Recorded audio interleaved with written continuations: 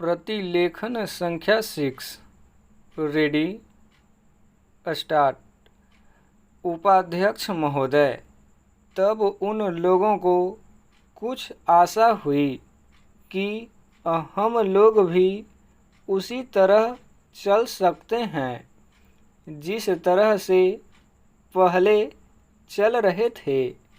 लेकिन अभी हाल में जो चुनाव हुआ उससे देश के धनिकों के मन में बड़ा संदेह पैदा हुआ कि इस चुनाव के बाद उनकी स्थिति वैसी नहीं रहेगी जो अब तक चली आती रही है। गरीबों और अमीरों के बीच में अब तक जो बहुत बड़ा अंतर चला आ रहा था उसको अब तेजी से दूर करने का प्रयत्न किया जाएगा।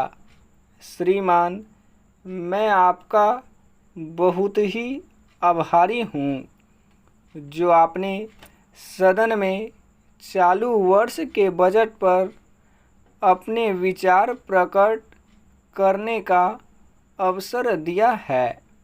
मैं इस बजट का समर्थन करना चाहता हूँ। श्रीमान, मैं सबसे पहले अपने दल के नेता प्रधानमंत्री को इस बात के लिए बधाई देना चाहता हूँ कि उनके नेतृत्व में देश में कांग्रेस दल को स्पष्ट बहुमत मिला और इसके फलस्वरूप यहाँ पर केंद्र में एक ऐसी सरकार का गठन हुआ जो कि देश में वास्तव में समाजवाद लाना चाहती है।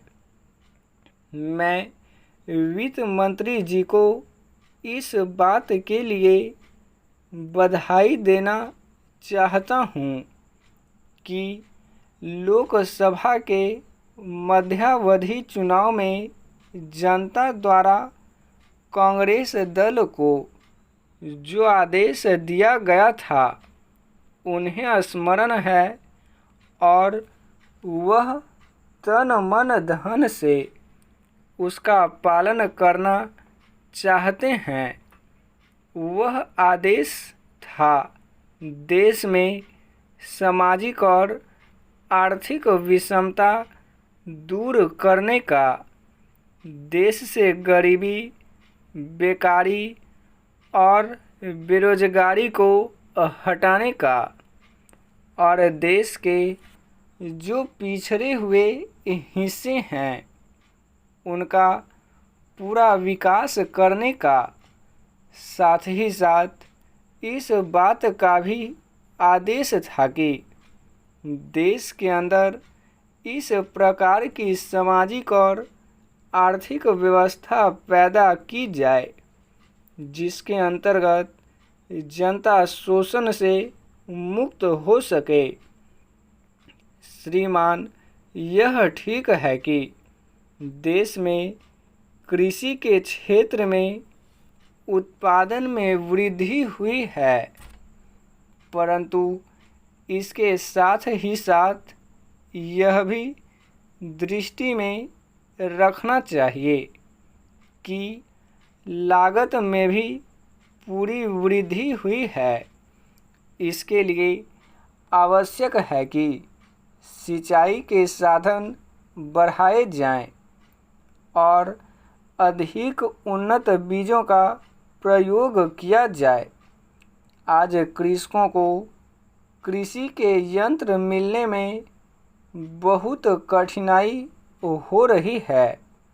जैसे छोटे छोटे ट्रैक्टरों का देश में बड़ा अभाव है।